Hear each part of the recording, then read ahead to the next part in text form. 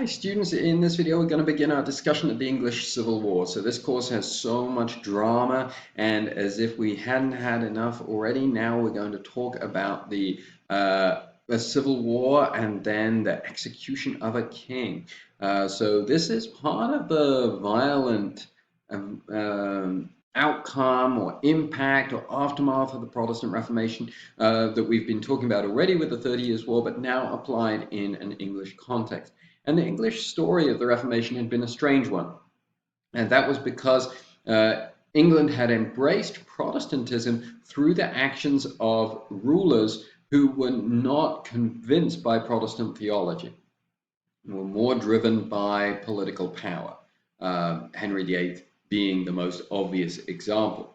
And so as we hit the year 1600, there are three groups in England. There are the Catholics, who are a minority, but a significant minority. There are those who have followed the political interests of the Tudor monarchs, the Tudor Protestant monarchs. How can we become more powerful without necessarily embracing Protestant theology? And that had led to Anglicanism.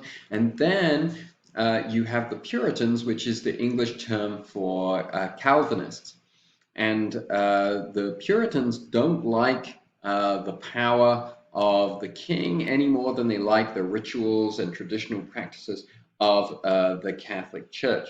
And so this is going to, these three different groups are all going to be competing with one another to influence the course of English history.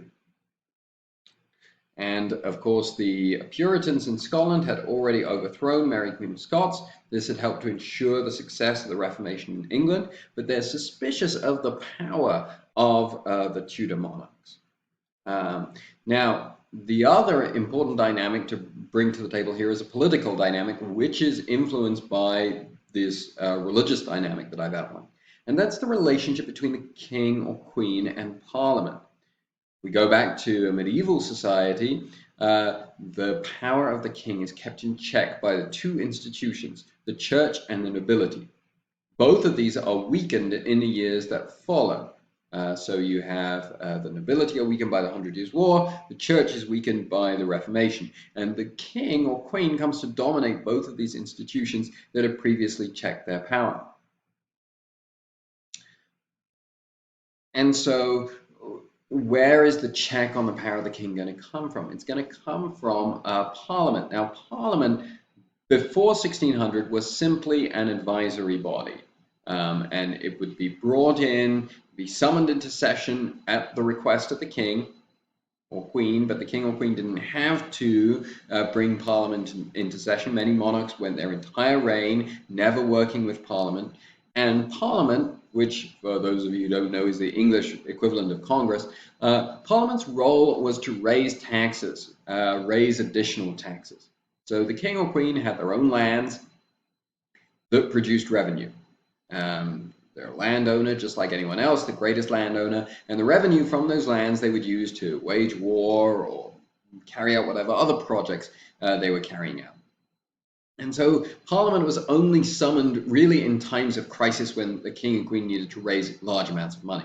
This starts to change towards the end of Elizabeth's reign, and Elizabeth's England is fighting against the powerful Spanish Empire, and is fighting successfully. We think about the privateers, we think about the Spanish Armada, but it costs a lot of money. And so increasingly, Elizabeth needs Parliament to play a more active role in the politics and economy of England. And for the first time in the period covered by this course, we start to see some checks being established on the power of the monarch. Up until this point, we've seen a trend to which the nobles and the church get weaker and the king or queen, the monarch, gets stronger. That's just starting to change, where Parliament starts to say, we're going to raise this extra revenue for you, but we need you to do this for us in exchange. So Parliament starts to be able to demand things from Elizabeth, and this happens in the last 10 years of her reign, that Parliament becomes more and more powerful. Now, when Elizabeth dies in 1603, the English choose her nearest Protestant relative, her her first cousin was removed, who was James, the baby child of Mary, Queen of Scots. Remember, this is a baby that's been was taken away from Mary when she was captured soon after he was born. He was raised by Calvinists. He'd been raised to be the King of Scotland. And so James Stuart, the new Stuart dynasty, becomes James VI of Scotland and James I of England, and unites these two kingdoms of England and Scotland for the first time. So he's the first of this new Stuart dynasty, and he's initially quite popular. He's popular among the English because he's an experienced ruler, and he already has two sons. So people know that he's going to reign for the rest of his life. When he dies, there's an obvious successor, his oldest son. If that son happens to die by any unhappy chance, then there will be another son that will be there. So there'll be none of the drama, uncertainty, instability of the Tudors. The drama that surrounds James is that James is an absolutist monarch. He embraced all the new powers of the king that came with the Reformation. And he had grown up in an unstable world created by the Reformation, and his solution was the solution of Henry VIII. It was to concentrate all powers of church and state in the hands of the monarch. This was the best way to resolve any division and to provide peace, would be to make the king extremely powerful.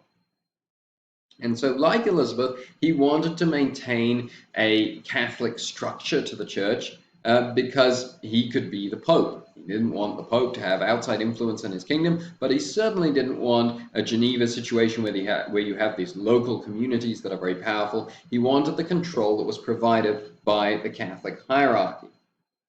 And he wants to gain control of Parliament. He sees the greater control that Parliament has gained during Elizabeth's reign as a threat to the power of the king and the stability of the kingdom. And so in 1604, he proposes what he calls the Great Contract.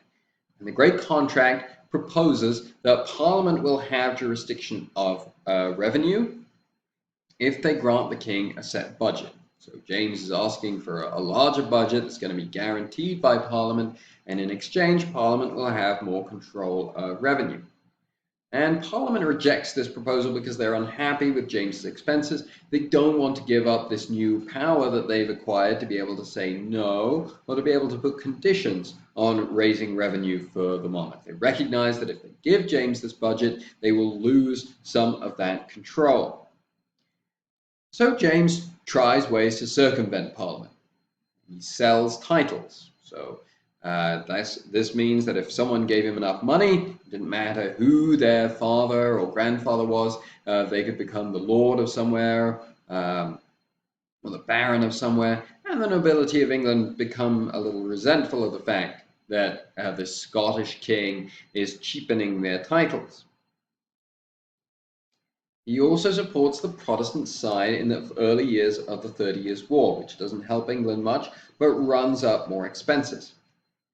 When he dies in 1625, he leaves the monarchy short of money because of their participation in the 30 Years' War, and growing tension between the king and Parliament, that each is kind of starting to see the other one as a rival and as an enemy. And this tension is going to come to a head during the reign of James's eldest son, Charles I. So Charles I's challenge is that he's someone who's very sensitive about royal dignity, but he's someone who needs to work with Parliament because the kingdom is short of money. Now, beginning with Charles, all of the Stuart monarchs will have Catholic wives. Now, what's the reason they're doing this? It's for political reasons. Primarily, it's for political reasons. There aren't a lot of Protestant kingdoms in Europe at the time. The English need alliances. They can't risk being all the Protestants against all the Catholics. They could get defeated. Remember, it's the Catholic French that enable the quote-unquote Protestant side to win the 30 Years' War. And so they need to make marriage alliances and political alliances with some of the Catholic kingdoms. And so Charles does this. He has a French wife. He allows her to hear Mass. So that's fine, but it starts to make the Puritans suspicious of Charles. No, and the Puritans start to say, well, there's no Pope anymore. But otherwise, this Anglican religion looks very similar to Catholicism. And so there's suspicion of Charles because of this. Charles also tries to circumvent Parliament to gain his independence, and he uses basically a sort of principle of national emergency, which is familiar in the United States. There are certain emergency powers that the president can enforce in a state of emergency. And Charles starts to do this. He starts to say, this is a national emergency, therefore I, the king, can raise revenues and raise tariffs. And this is successful. It goes to the court because Parliament doesn't like this, because Charles is undermining their power, but they're unable to stop it. But again, it means that relationships between Parliament and Charles deteriorate. And they deteriorate further when Charles starts promoting a form of Anglicanism called Arminianism. Arminianism is the closest to Catholicism that you can get if you are a Protestant, if you are an Anglican. So it's a lot of the rituals of Catholicism, and even a lot of the teaching that these rituals have actual sacramental power. Remember, this is the big difference between Catholics and Protestants in a lot of ways. Not the only difference, but one of the biggest differences. Do these rituals in some way convey grace to the believer of themselves, or is it just the believer's act of faith? And so the Arminians lean very close to the Catholic position. And this pleases Charles's wife. It also increases his own power in the kingdom because he's the one who's choosing the bishops. Or at least approving the bishops. In 1638, there is a rebellion in Scotland. Scotland, which had been more Puritan than England for a longer period of time. Charles wants to impose this Arminian form of Christianity. He wants to impose a new prayer book that's going to be used.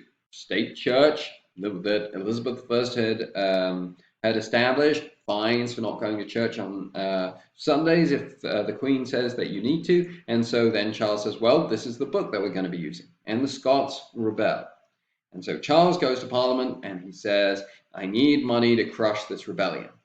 Parliament, which has a lot of Puritans, say, well, hold on.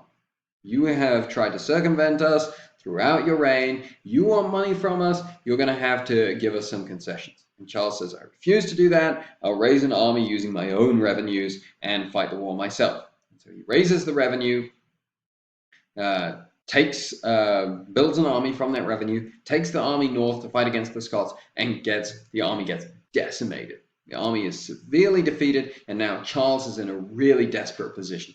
He hasn't managed to crush the rebellion. He spent all his money on this army, which has been defeated. Now he has to go to Parliament, and now Parliament is really going to force him to accept concessions. And so this Parliament that comes into session in 1640 is going to be known as the Long Parliament. And so this is a significant part of the conflict that's emerging between Charles and the king. And this Parliament will sit for 12 years and will radically influence the history of England in the 17th century. We'll talk about that more in the next video.